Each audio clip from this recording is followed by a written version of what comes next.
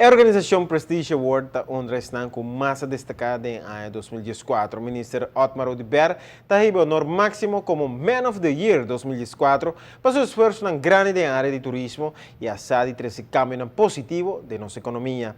E obviamente, de forma de surpresa, a organização anuncia quem está sua Woman of the Year 2014.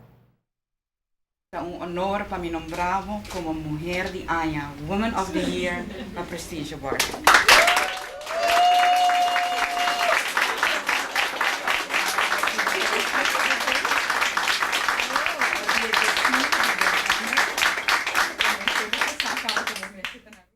Na Aruba Tourism Authority anúncio aqui viene de surpresa, pero a paralisar a operação um rato, não somente para felicitar um jefe com a nomeação aqui, sino também para enfocar quanto logro turismo a marca e a aqui só.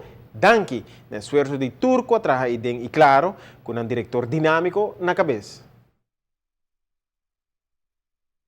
A mim também eu tenho hobby de mulher aqui dentro e também por hora qualificar e nominar para mulher de ano, seguro. Então, se for para a equipe que não, a maioria é mulher. Sorry. Pero me também é palanca de nossa economia que não, é poder de ser mulher aqui dentro, está hobby presente, é poder de hobby profissional também, business também. E para mim essa aqui para mim, parece que está para tour gente, quando trabalho em turismo e a mim está quizás cara, é público, que está hobby de adiante. Pero para trás de mim tem motor que se não tem, a mim não pode adiante nem tampouco.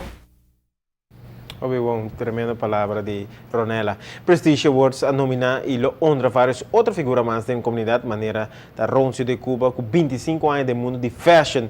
Ministro Michelle Hoibur, bem claro, está a Best Dressed Woman of the Year. Ministro Paul Cruz está a Best Dressed Man of 2014. E Rubén Garcia passou o trajeto de mais de 45 anos de farándula. Separado de nome aqui, ele tem uma lista de outras figuras másculas receber um reconhecimento especial de aluna dia 5 de dezembro durante o evento.